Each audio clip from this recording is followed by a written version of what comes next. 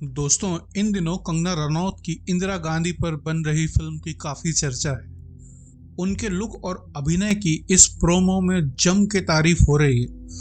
तो दोस्तों, अब ये प्रोमो देखकर आपकी ये जानने में भी रुचि होगी कि उन दिनों का माहौल क्या था जब इमरजेंसी लगाई गई और इसे क्यों लगाना पड़ा।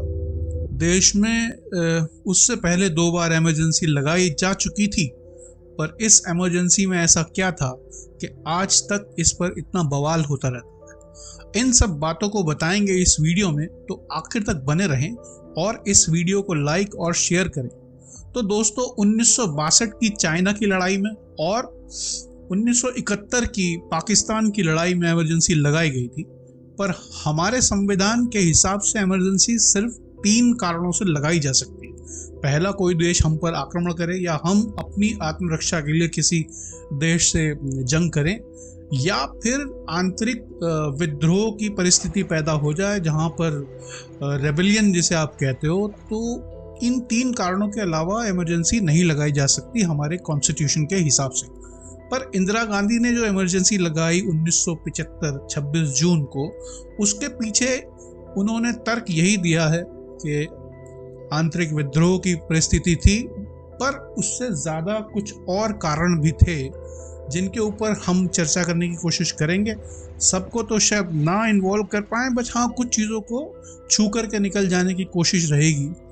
दरअसल बात इसलिए उठ रही है बिकॉज अब इन दिनों ये इमरजेंसी एक फिल्म आने वाली है और कंगना जी का लुक बहुत ही खूबसूरत लग रहा है, उनका अदायगी भी दमदार लग रही है। तो ये वो सवाल तो खड़ा करेगी और ये बवाल भी खड़ा होगा, और ये जैसे जैसे फिल्म आगे बनेगी तो इस पर भी प्रश्न चिन्ह लगेगा कि ये इस फिल्म को बनाने की सिर्फ एंटरटेनमेंट ही एक वजह है या इसके पीछे कुछ और भी कारण है। बिकॉज ये मुद्दा कुछ इसी तरह का है कि जब इमरजेंसी की बात आती है और 1975 की इमरजेंसी की बात आती है, तो लोगों के संवैधानिक अधिकार और डेमोक्रेसी की डेथ की बात उस वक्त हुआ करती थी कि ये blackest day of Indian democracy माना जाता है 26 जून 1975। तो माहौल क्या था उस वक्त जब ये लगा, किन नेताओं को गिरफ्तार कर लिया गया, क्या हुआ, कौन जीता कौन हारा, देश पर इसका क्या असर पड़ा, इन सभी बातों को कोशिश करेंगे हम इस वीडियो में इन्वॉल्व कर सकें। सबका तो नहीं, हाँ, कुछ आपको एक पिक्चर दिखा देंगे कि हाँ, कुछ ऐसा हुआ होगा। 1971 के आम चुनाव में गरीबी हटाओ के नारे के साथ प्रचंड बहुमत यानी कि 518 में से 352 सीटें हासिल करने वाली इंदिरा गांधी ने जब उसी साल के अंत में पाकिस्तान को युद्ध में शिकस्त दी और बांग्लादेश दुनिया के नक्शे पर आया, तो किसी दौर में गूंगी गुड़िया कही जाने वाली इंदिरा गांधी को मां दुर्गा कहा गया, उनको आयरन लेडी कहा गया। उसी साल उनको भारत रत्न से भी नवाजा गया।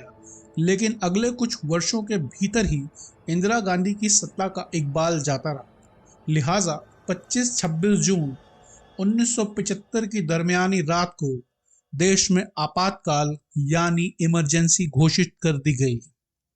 समाजवादी नेता नारायण राणे ने इलाहाबाद हाई कोर्ट में इंदिरा गांधी के लोकसभा चुनाव 1971 में जीत को चुनौती दी। इंदिरा गांधी ने 1971 के चुनाव में राजनारायण को राय बरेली में हराया था। राजनारायण ने आरोप लगाया कि चुनावी फ्रॉड और सरकारी मशीनरी के दुरुपयोग के चलते इंदिरा गांधी ने वह चुनाव जीता। तो दोस्तों, ये बहुत ही गर्म एक मुद्दा चल रहा था उस वक्त और इंदिरा जी की प्रतिष्ठा दांव पर लगी हुई थी इसमें। इस पर 12 जून 1975 को फैसला देते हुए इलाहाबाद हाईकोर्ट के जज श्री जगमोहन लाल सिन्हा ने इंदिरा गांधी के निर्वाचन को अवैध ठहरा दिया। मतलब उन्होंने उनके जो चुनाव वो जीती थी उसको अवैध घोषित कर दिया। इंदिरा गांधी ने इस फैसले को सुप्रीम कोर्ट में चुनौती दी। जी हाँ, वो सुप्रीम कोर्ट गई इस फैसले के खिलाफ, मगर 24 जून 1975 को जस्टिस वी के कृष्ण अय्यर ने इस फैसले को सही ठहराते हुए सांसद के रूप में इंदिरा गांधी को मिलने वाली सभी सुविधाओं पर रोक लगा दी। उनको संसद में वोट देने से रोक दिया गया। हालांकि उनको प्रधानमंत्री पद पर बने रहने की छूट दे दी गई। तत्कालीन राष्ट्रपति फखरुद्दीन अली अहमद ने प्रधानमंत्री इंदिरा गांधी के नेतृत्व वाली सरकार के सिफारिश पर भारतीय संविधान की धारा 352 के अधीन आंतरिक अशांति के तहत देश में आपातकाल की घोषणा कर दी। 26 जून 1975 से 21 मार्च 1977 तक की 21 महीने की अवधि में भारत में आपातकाल था। स्वतंत्र भारत के इतिहास में ये अब तक का सबसे विवादित दौर माना जाता है। आपातकाल में चुनाव स्थगित हो गए थे। आपातकाल में लोगों के मूल अधिकार खत्म कर दिए गए थे, बल्कि उन्हें जीवन के अधिकार से भी वंचित कर दिया गया था, ऐसा लोगों का मानना है।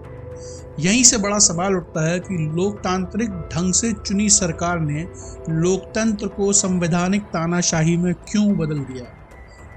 ये सवाल उठते रहे और ये सवाल आगे भी उठते रहेंगे। इन पर हम अपना कोई जजमेंट नहीं दे रहे हैं, ये हम आपके लिए छोड़ते हैं कि परिस्थितियाँ क्या थी और क्या ये सही था क्या गलत। हम अपने आप को इस लायक नहीं समझते कि हम इस पर कोई जजमेंट दें।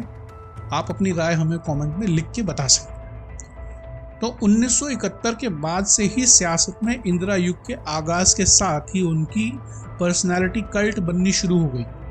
उसी कड़ी में इंदिरा सरकार न्यायपालिका और प्रेस पर नियंत्रण की कोशिश में लग गई। 1967 में गोकुलनाथ केस में सुप्रीम कोर्ट ने व्यवस्था देते हुए कहा कि संविधान के बुनियादी तत्वों में संशोधन का अधिकार संसद के पास नहीं है। इस फैसले को बदलने के लिए 1971 में 24वां संविधान संशोधन पेश किया गया। इंदिरा गांधी के नेतृत्व में सरकार की यह कोशिश उस वक्त विफल हो गई जब केशवानंद भारती मामले में सुप्रीम कोर्ट ने 7-6 के बहुमत के आधार पर 1973 में फैसला दिया कि संविधान की मूल भावना के साथ छेड़छाड़ नहीं की जा सकती। न्यायपालिका के साथ कार्यपालिका का विवाद इस हद तक बढ़ गया कि एक जूनियर जज को कई वरिष्ठ जजों पर तरजीह देते हुए चीफ जस्टिस बना दिया गया। नतीजतन कई सीनियर जजों ने इस्तीफा दे दिया। तो दोस्तों, ये लेजिस्लेटिव और जुडिशरी के बीच की लड़ाई अब से नहीं है। देश में काफ़ी सालों से ये चल रहा है, एक दूसरे के ऊपर नियंत्रण रखना, और जुडिशरी हावी है लेजिस्लेटिव पर या लेजिस्लेटिव हावी है जुडिशरी पर, ये हम सब देखते रहते हैं। इस विषय में हम कुछ जजमेंटल बात नहीं कहना चाहते और अपने चैनल में कोई विवाद की इस परिस्थिति पैदा होने नहीं देना चाहते। तो हुआ ये कि सिंहासन खाली करो जनता आती है 25 जून 1975 को दिल्ली के रामलीला मैदान में जेपी ने इंदिरा गांधी को पद छोड़ने की स्थिति में उनके खिलाफ अनिश्चितकालीन देशव्यापी आंदोलन का आह्वान करते हुए रामधारी सिंह दिनकर की मशहूर कविता की पंक्तियां दोहराई कि सिंहासन खाली करो कि जनता आती है। उसी रात आंतरिक अशांति का हवाला देते हुए देश में आपातकाल की घोषणा कर दी गई। अब आते हैं वापस इस फिल्म के ऊपर।